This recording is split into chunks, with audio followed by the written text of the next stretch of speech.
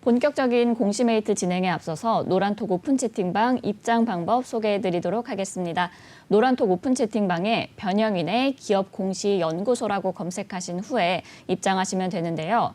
공시 관련해서 각종 질문 남겨주시면 제 옆에 계신 변형인 대표님께서 친절하고 빠르게 답변 도와드리도록 하겠습니다. 그럼 오늘의 첫 번째 기업 살펴보겠습니다. 오늘의 첫 번째 기업은 고려산업입니다. 고려산업은 1957년 7월 설립돼서 1991년 1월 유가증권시장에 상장했습니다. 주요 사업은 가축용 배합사료의 제조 및 판매인데요. 배합사료의 안정적인 판로 확보와 함께 축산물 유통 노하우 축적을 위해서 식육 사업 부문을 함께 운영하고 있습니다. 미국과 남미 등으로부터 옥수수, 대두박 등 제품 생산에 필요한 원재료를 수입하고 있고요. 부산, 대구, 창녕 사업장에 배합사료 생산 시설을 보유하고 있습니다.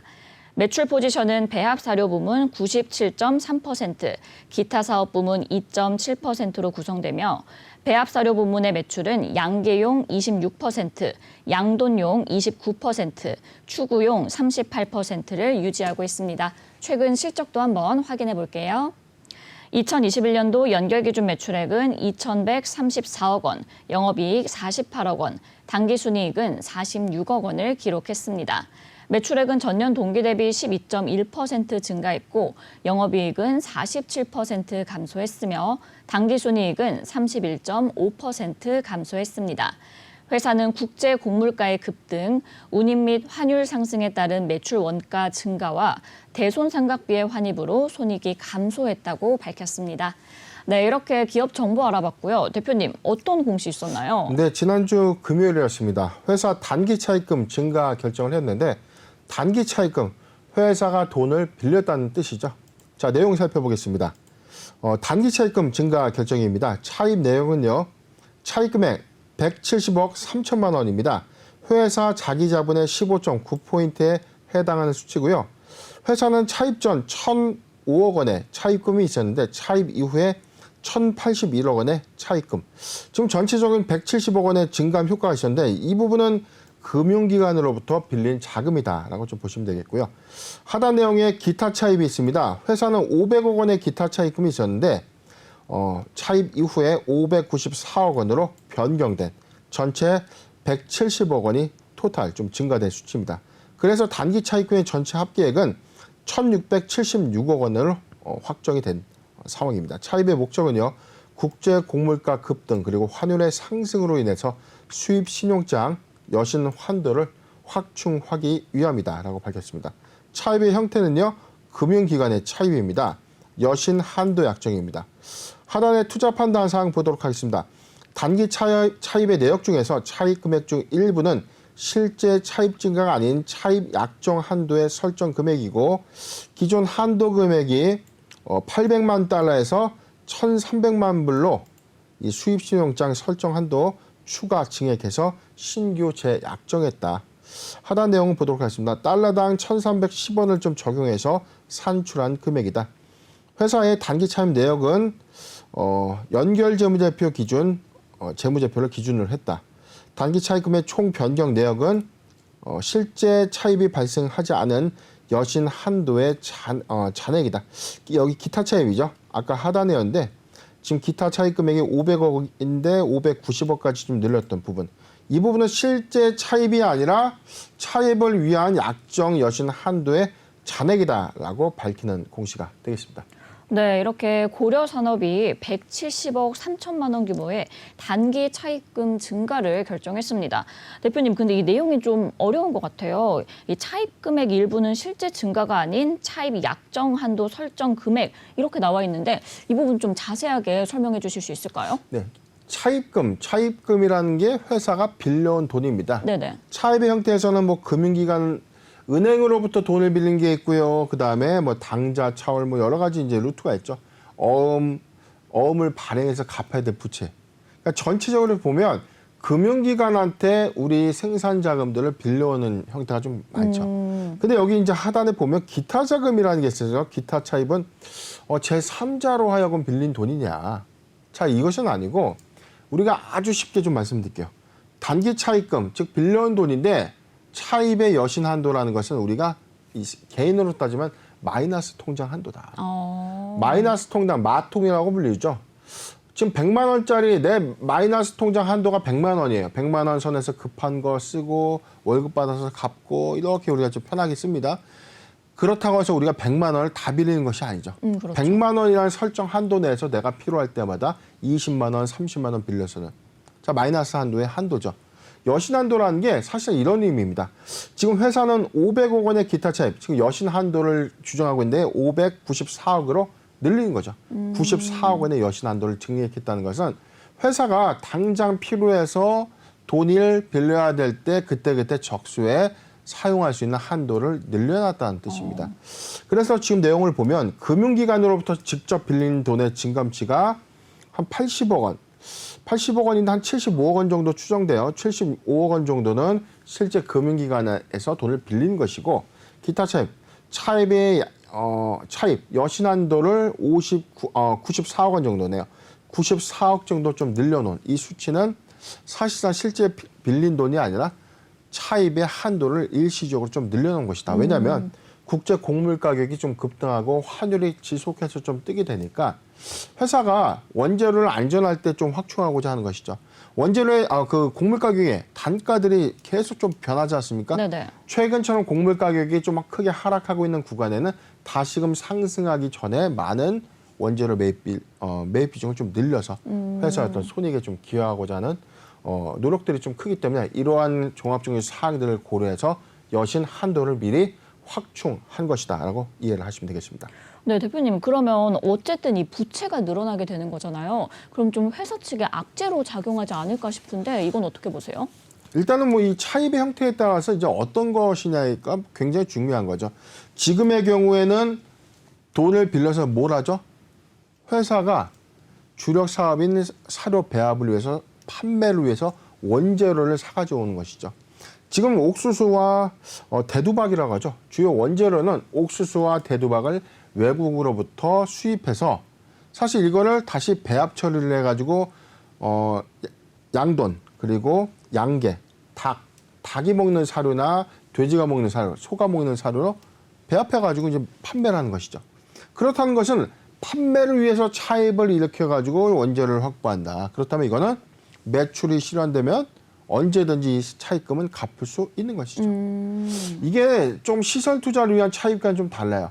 빚을 내서 회사의 공장을 증축하고 시설 투자를 해서 향후에 장사를 잘하면서 점진적으로 갚는 것과 원재료 매입대를 확충하는 즉 회전 자금을 사용하는 차입은 사실 이 차입금이라고 보도 이건 부채에 큰 영향을 주는 수준은 아니라는 것이죠.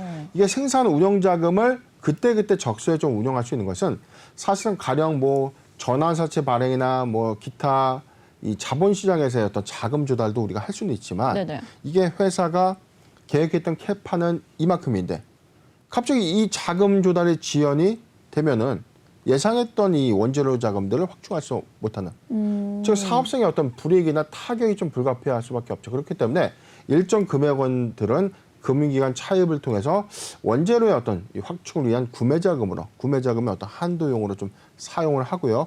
전체적인 자본시장을 통해서 조달한 자금은 시설 투자라든가 제2의 신규 사업을 위한 조달 자금으로 사용되는 케이스들이 좀 많은 편입니다.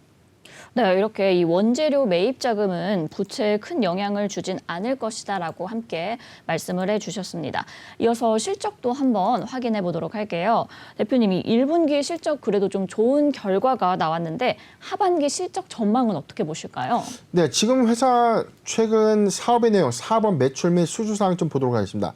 회사는 연결 실체 매출 부분은 배합 사료 그리고 기타 부분으로 구분된다라고 좀 이야기를 했죠. 양계용, 닭이 먹는 사료, 양돈용은 돼지가 먹는 사료, 추구용은 소가 먹는 사료인데 각각 26%, 29%, 38%. 전체적인 이 소 사료의 비중이 좀 가장 큽니다. 최근 매출액의 어떤 증감치를 좀 보면 2021년도가 583억, 2020년도가 540억 원을 좀 기록했는데 지금 1분기 156억이에요. 단순하게 4를 곱하면 추정되는 어떤 손익이 그래도 양계형 배합 사료가 좀 더 증가될 수 있는 흐름도 좀 예측되고 있는 상황이죠. 전체적인 어떤 매출 흐름들은 지금 2020년도에 비해서 2021년도에 매출 성장이 좀 있고요. 지금 아직 1분기긴 하지만 이런 추세를 지속해서 간다면 2,400억 원대의 매출을 좀 기대할 수밖에 없는데 저는 오히려 좀 다르게 보고 있습니다. 매출의 어떤 증감치보다는 회사가 사실상 이 주요 원재료들이 이 곡물들을 수입해가지고 주로 이 사료를 좀 배합해가지고 판매를 하는 거죠. 그렇죠. 이게 수입 단가가 높아진다는 것은 손익의 감소 요인으로 작용할 수밖에 없고 바로 올라갔으니까 단가를 바로 올리기는 어렵죠. 그래서 판매 가격의 어떤 조정 부분을 뭐 분기당 우리가 2월 효과, 판가 전이 현상은 좀 바로바로 좀 반영하지 못한다면 사실상 이 손익 관점에 손익의 어떤 감소 요인으로 좀 작용될 수밖에 없고요. 반대로 이 매출 관점에서도 이 사료가 가격이 굉장히 많이 뛴다면 상승한다면 이 농장주 입장에서 어떻게 될까요? 이걸 많이 비축하는 것보다 그때그때 그 상황에 따라서 소규모로 사실 이 물건을 좀 비축하는 사료를 좀 비축하는 이 관점에서 뭐 과거에는 좀 싸게 많이 쟁여놓고 사용을 했다라면 이거는 그때그때 발주를 누는 관점으로 좀 바뀌기 때문에 매출 타격은 좀 불가피하지 않겠는가 판단해 보고 있습니다. 네. 네, 이렇게 그동안 가파른 오름세를 보였던 국제 곡물가가 이제는 하락 전환한 모습이거든요. 대표님, 이게 어느 정도 좀 안정을 되찾았다 이렇게 해석을 해도 될까요? 네, 지금 이 상품 시세 잠깐 보도록 하겠습니다. 지금 농산물 차트인데요. 지금 보면은 옥수수는 최근 3개월 대비 25.7%가 좀 하락했고요. 소맥, 밀입니다. 밀 가격은 25.7% 하락. 그리고 대두죠. 대두는 30% 하락했고요. 원면이 14%, 뭐 커피가 원면이 33%, 대두가 14%, 소맥이 30%, 그리고 옥수수가 25% 정도 지금 하락을 해줬는데 지금 3개월 대비해서는 사실상 이 정점을 찍고 점진적으로 좀 하락 추세로 좀 전환된 것이 맞습니다. 네네. 그런데 코로나19 시점에 이전과 비교했을 때 아직도 상당히 비싼 수치라는 것이죠. 그렇기 때문에 지금 이 고려 산업의 입장에서는 오히려 원재료 가격 상승에 따른 이 부담분이 2분기에 반영될 것이다라고 좀 보여지고 가격 안정화가 보다 좀 더 빠르게 회복해 준다면 하반기의 하반기에는 손익 관점의 회복세가 좀 예상되고 있는데 판가의 전이 현상 관점에서는 매출도 부분적인 어떤 감소 요인이 좀 있지 않겠는가. 저는 2분기 실적이 그래서 매우 중요하다라고 좀 판단해 봅니다. 1분기 상승분이 2분기에 반영되고 2분기 상승분은 3분기에 좀 반영된 효과가 있다고 보면 2분기까지는 손익의 감소 요인이 있거나 매출의 감소 요인이 예상이 좀 되고 있는데 오히려 3분기에는 판가 전이에 따른 수익성이 좀 회복되고 매출도 부분적으로 좀 회복되는 흐름 그리고 4, 4분기에는 그래도 비교적 양호한 1분기와 동일한 수준의 실적 성장세를 좀 이어가지 않을까 전망을 해봅니다. 네, 이렇게 국제 곡물가가 아무래도 3개월 전과 비교해서는 하락한 건 맞지만 여전히 좀 높은 가격대를 유지하고 있는 것 같고요. 고려산업 2분기 실적을 꼭 체크해 보시는 게 좋을 것 같습니다. 대표님, 그럼 끝으로 이제 투자와 대응 전략까지 부탁드릴게요. 네, 고려산업 일봉 차트 좀 보도록 하겠습니다. 오늘 5,910원 1.72포인트 상승하고 있는데 지금 사실상 회사는 요 부분이죠. 회사는 기대감만 수반해가지고 주가는 묻지마 상승을 이뤄냈죠. 지금 이게 너무나 지나친 과밸류예요. 지금 회사의 실적을 수반하거나 실적의 회복세는 없었습니다. 1분기 실적이 오히려 영업이익은 71.3%가 급감했죠. 제가 이야기 드렸지 않습니까? 원재료가 급등하기 때문에 원가 부담이 심화될 수밖에 없다. 판가를 바로 올릴 수 있는 것이 아니다. 그렇다면 분기당 2월 효과가 있기 때문에 2분기 기조가 더 나쁘다는 것이죠. 3분기의 부분적인 회복세는 예상되고 있지만 지금 전체적인 또 어떤 상황들을 보면 회사 11,850원까지 단기 급등하고 난 이후에 지금은 추세적으로 하반 경직성을 좀 시작이 이미 된 겁니다. 실적이 수반되지 못한다면 이런 기대감은 거품이 된 것이죠. 지금 기대감을 수반해서 주가는 급등을 했지만 이게 언제까지나 주가의 추가적인 추세 상승을 이끌려면 실적을 수반하고 사상 최대 실적을 이뤄내야 되는 이 숙제 부분이 글쎄요. 지금 오히려 저는 추가적인 하락 부분도 배제할 수는 없다. 보유자 관점에서는 5,400원이 이탈되지 않는다면 보유 의견을 좀 제시해 드리는데 신규 매수 관점에서는 실적 성향치는 아직은 완만하지 못한, 즉 손익의 감소 요인이 2분기까지 좀 지속될 것이기 때문에 신규적 매수 관점은 아니다 의견을 제시해 드리겠습니다. 네, 이렇게 고려산업 보유자 관점에서는 5,400원이 이탈하지 않는다면 보유하시면 좋을 것 같고요. 매수하기 좋은 구간은 없습니다. 신규 매수는 추천하지 않는다라고 말씀해 주셨습니다. 일단 실적이 수반되지 않는다면 주가의 하락은 좀 불가피한 상황인 것 같습니다. 그럼 이어서 두 번째 기업 살펴보겠습니다. 오늘의 두 번째 기업은 파맵신입니다. 파맵신은 2008년 9월 설립돼서 2018년 11월 코스닥 시장에 상장했습니다.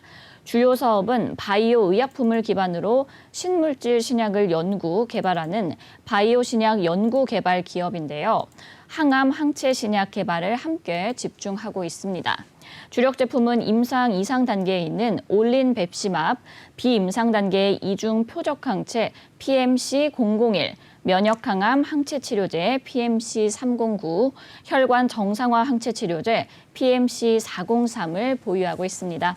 동사는 보유 중인 파이프라인에 대한 기술 이전 및 공동 개발에 대한 라이센싱 아웃 계약을 체결해서 기술 선급료 및 마일스톤에 따른 로열티 수익을 매출로 함께 반영하고 있습니다. 최근 실적도 한번 확인해 볼게요.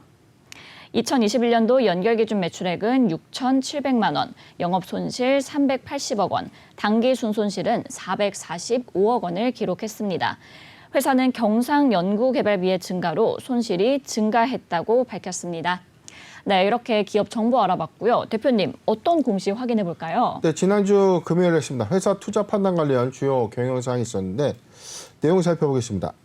투자 판단 관련 주요 경영사항입니다. 투자를 판단하는 주요 요소 중에 이 공시상의 핵심 의무사항보다는 전체적인 어떤 회사의 투자자들이 반드시 좀 알아야 되는 상황에 대해서 이 주요 경영사항이라는 이 타이틀로 공시를 합니다. 제목 보겠습니다. TTAC0001의 재발성 교모 세포종의 다기관 국제 임상에 대한 미국 그리고 호주의 임상 2상 시험을 조기 종료했다. 즉 일찍 끝냈다. 임상 시험의 제목입니다. 베바시주밥 투여 후 진행성 재발성 교모 세포종 환자에게 TTAC001 파이프라인 명의죠. 안전성과 효능을 확인하기 위해서 다기관 임상 시험을 추진한 바 있었는데 임상 시험의 단계는 미국과 호주의 임상 이상입니다. 대상 질환명은요. 베바시주밥 투여 후 진행성 재발성 교모 세포종 환자에게 이 TTAC0001의 안전성과 효능 그리고 안성성 이건 오타 같습니다. 자, 안성성을 확인한다라고 좀 밝혔는데 승인 개시일은 2019년 8월 15일과 9월 18일 호주와 미국에서입니다. 중단일은 2022년 7월 15일인데 임상시험을 조기에 중단하겠다는 것은 지금 연구개발을 일시적으로는 스톱을 했다는 것이죠. 그런데 이게 임상시험을 전격 철회한 것인가? 자, 철회는 아닙니다. 왜냐하면 투자판단사항 안에서는 조기 종료라는 뜻을 좀 밝혔기 때문에 하단의 내용을 좀 더 이어서 보도록 하겠습니다. 주요 내용입니다. 당사는 2019년 8월 이후 미국과 호주에서 베바시주맙 투여 재발성 교모 세포종 환자 투여 안정성 효능을 확인하는 임상을 진행한 바 있었는데 2020년 코로나 팬데믹 이후에 임상 계획의 대비 일정 지연 및 비용이 증가하여 임상의 완료 시까지 상당한 금액의 추가 자금 투입이 필요했다. 자, 이에 따라서 당사는 투입자는 대비 효익과 회사의 추가 임상 예정 등의 회사의 효율적인 자원 배분 검토 후에 조기 임상 종료를 결정했다. 지금 내용을 보면 미국과 호주에서 진행하고 있던 임상 이상에 대해서 지금 코로나19 팬데믹 이후에 임상 일정, 계획 일정들이 좀 지연됐다는 거예요. 자, 계획 일정들이 지연되니까 경비는 계속해서 들어갈 수밖에 없죠. 그렇죠. 그래서 임상 완료 시까지 상당한 금액의 추가 자금이 좀 투여될 수밖에 없었던 이런 상황이기 때문에 일시적으로 좀 중단하겠다라고 밝혔습니다. 투자 판단 사항 보도록 하겠습니다. 상기 사실 발생 확인은 본 임상 시험에 대한 조기 종료를 당사에서 내부적으로 결정한 날짜입니다. 당사 결정 이후 해외 임상 수행 기간의 조기 임상 종료 결정 통보 진행을 통보를 진행할 예정이다라고 밝히는 공시입니다. 네, 이렇게 파맵신 먼저 임상, 이상, 조기 종료 공시부터 한번 짚어보도록 하겠습니다. 아무래도 좀 비용적인 측면도 그렇고 회사 측에서는 어쩔 수 없는 선택이었겠죠. 근데 이제 이게 두 가지 측면이 있어요. 첫 번째는 임상 비용이 막대하게 들어가기 때문에 조기 종료를 한 것인가. 자, 이게 첫 번째. 네네. 두 번째는 그래도 이 파이프라인이 정말 핵심 내재 가치가 있고 이게 유의성, 효과가 명확했다면 여기서 수도파는 게 또 맞나. 이게 시판될 수 있는 가능성 입장에서는 임상시험을 빠르게 좀 진행할 수 있는 임상 2상에서 유의성을 빠르게 확보해주고 임상 3상으로 빠르게 가야죠. 그리고 나서 시판허가까지 이뤄내거나 아니면 임상 2상에서 유의적인 결론치를 도출해 낸다면 라이선스 아웃이죠. 기술 이전을 통해서 회사가 돈을 좀 벌 수 있는 구조가 좀 될 텐데 지금의 경우에는 코로나 팬데믹 이후에 임상 계획 대비 일정 지연됐고 비용이 증가했다라고 이야기는 일종의 핑계에 불과하다는 뜻이죠. 회사가 임상 비용이 없어서 임상을 중단한다라는 어떤 뉘앙스보다는 이 파이프라인이 사실상 유의성 확보에 좀 중대한 이슈가 있었던 건 아닌가 그런 의문도 좀 제기할 수 있다는 거예요. 그렇기 때문에 이런 이 불확실성 때문에 금요일장에서는 거의 뭐 19%, 20%대 급락이 좀 있었고 그런데 이 파이프라인을 임상 과정에서의 어떤 일시 중단 이유에 대한 그 다음 이 넥스트 플랜이 또 없어요. 앞으로 그럼 어떻게 할 것인가. 여기서 임상 자금을 다시금 조달해서 본격적인 임상 시험을 다시 계획 수립해서 할 것인가. 자, 이 여부에 대해서는 투자 판단 관련된 사항에서도 없어요. 그러나 여기서 나와 있죠. 당사는 투입 자원에 대한 투입 자원 대비 효익과 회사의 추가 임상 예정 등의 효율적인 자원 배분을 검토하고 나서 다시금 조기 임상 종료를 결정할 예정이다. 다시금 효율적인 회사의 계획을 좀 수정해서 다시금 임상 시험을 하겠다는 것인지 일부를 중단하겠다는 것인지 참 애매모호한 이 공시인데 중요한 점은 우리가 항상 제가 항상 강조드렸던 상황적인 측면에서 본다면 이건 자신감의 어떤 결여 부분으로 우리가 좀 봐야 되는 것 아닌가. 지금 신약물 후보물질 TTAC 0001은요. 지금 미국과 호주에서 임상 2상을 본격화했고 이게 2019년도였으니까 상당 기간 사실상 연구 임상시험이 좀 추진됐던 상황이었는데 이게 기간도 좀 많이 경과된 것도 맞지만 사실상 이 관련된 중간 결론 도출치가 좀 없다는 것이 좀 매우 안타까운 현실이 아닌가 판단해 봅니다. 네, 아무래도 좀 유의성 확보에 중요한 이슈가 있던 것이 아닌가 하고 추정이 되는 상황인 것 같습니다. 대표님, 그리고 이제 전환가액 하향 조정 공시도 있었더라고요. 좀 이 부분도 같이 봐주시면 좋을 것 같은데 만약에 이제 주가가 가치가 좀 이렇게 희석이 된다면 주가 하락이 불가피한 상황이 아닐까 싶어요. 혹시 어떻게 생각하시나요? 네, 일단은 최근에 이 공시를 좀 보면 2회차 전환사채 6,515원에서 4,561원으로 시가락, 주가가 빠졌기 때문에 전환을 한다라는 뜻인데 네네. 하다한 내용 보도록 하죠. 회사 최초 공시를 좀 보면 이 회사 얼마까지 주가 하락이 됐을 때 전환가액 조정할 수 있는지 내용이 나옵니다. 최저 조정 한도라는 걸 우리가 좀 찾아보면 되는데 자, 여기 나와 있죠. 4,561원. 4,561원까지 리픽싱, 즉 주가가 빠져도 4,561원까지 최저 조정가액. 주가가 하락함으로써 최대한 이 리픽싱 할 수 있는 가격은 4,561원이에요. 그런데 지금 지금 조정가액을 보면 4,561원.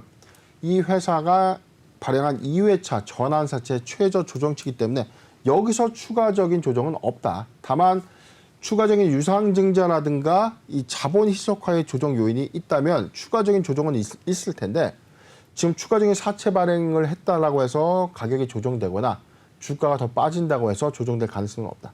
4,561원까지 떨어진 거예요. 오늘 주가가 3,815원이기 때문에 이 관점에서는 1년 이후에도 주가 회복이 안 된다면 채무자가 지금 어떻게 하죠? 당연히 약정된 이자와 원금을 받고 떠나려고 하겠죠. 그렇죠. 자, 이 이슈가 있기 때문에 회사는 빠르게 주가를 좀 회복시켜야 되는 어떤 이 맹점도 좀 있지만 반대로 추가적인 임상 실험의 어떤 자신감을 좀 표명해 줘야만 투자자들도 미래의 가치를 보고 판단할 수 있는데 지금 사실상 임상 이상의 좀 조기 종료라는 것은 어감상도 그렇고 계획상에서도 좀 좋지 못한 이게 긍정적인 좀 요인은 아니다. 좀 다소 불확실성을 내포하고 있다라고 판단을 해봅니다. 네, 이 파맵시는 아무래도 이 추가 임상 실험에 자신감을 어느 정도 표현을 해줘야 되지 않을까 좀 우려가 깊은 상황인 것 같습니다. 이어서 여기에 관리 종목 면제 특례 만료도 앞두고 있더라고요. 법인세 비용 차감 전 계속 사업 손실 비율을 50% 아래로 낮춰야지 이 위기를 넘길 수 있을 것 같은데 대표님 솔직하게 좀 가능하시다고 보시나요?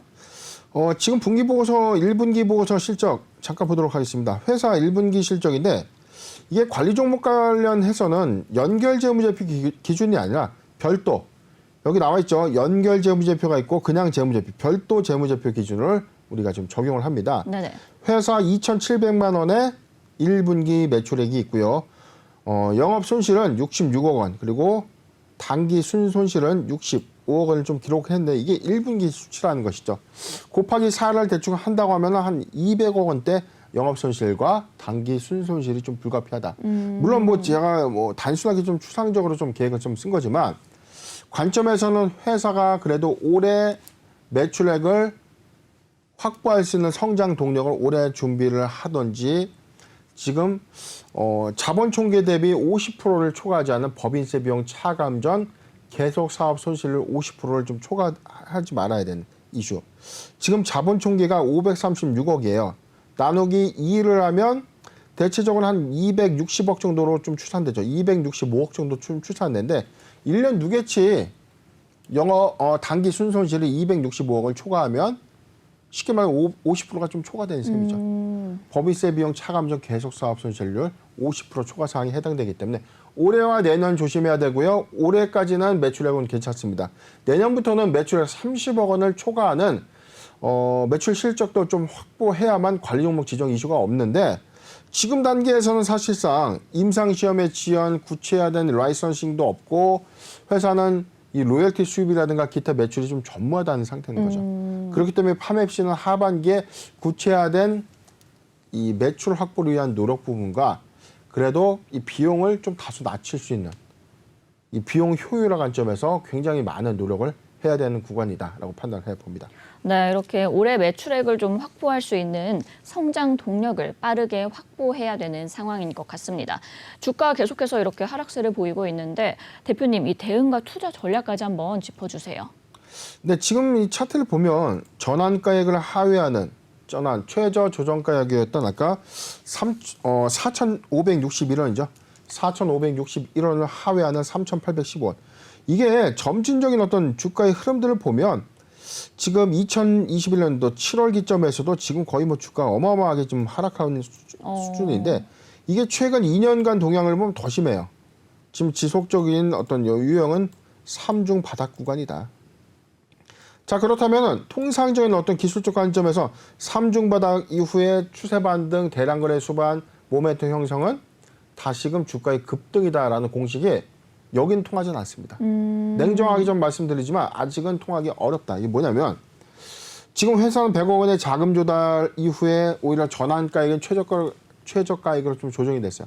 그렇다면 회사가 상환하지 않고 주식으로 전환을 유도하기 위해서는 어찌됐든 주가 부양이 좀 있어야 되는데 지금 그렇죠. 임상 이상의 조기 종료라는 단기 악재가 나오는 것이죠. 그렇다면 이 회사 전체 파이프라인 전체 다 어떤 부재냐? 그런 것은 아닙니다.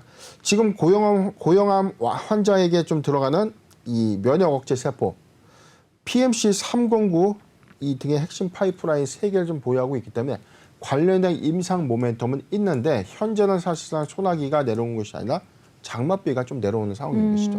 오늘 9%대 반등해 주면서 3,815원 반등을 해줬지만 지금 주가 완연하게 회복했다라고 좀 보기 어렵습니다.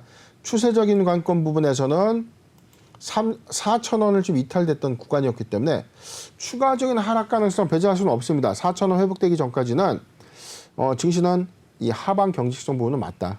자, 이 구간에 대해서는 뭐 굉장히 좀 답답한 흐름인데 파맵시는 이런 관점에서는 오히려 단기 악재를 수반하고 있는 것은 맞지만 중요한 부분은 2023년도에 실적 회복을 위한 준비 체계가 없거나 올해 법인세 비용 차감 전 계속 사업 손실을 50% 초과 부분 회복하지 못한다면 중대한 리스크에 이 부각이 좀 된 셈이죠. 신규종 매수 관점에서는 관망 의견을 좀 제시해드리고 중요한 포인트에서는 임상 모멘텀이 소멸된 것은 아니다. 그렇지만 구체적인 계획 수립과 자금 조달이 중대한 어떤 체크 포인트가 아닌가 판단을 해보면서 의견을 제시해드리겠습니다. 네, 파맵신 이렇게 신규 매수는 추천하지 않는다라고 말씀을 해주셨고요. 주가 부양의 원동력이 아직 없는 상황이기 때문에 추가 하락의 가능성도 예상된다라고 정리해 주셨습니다.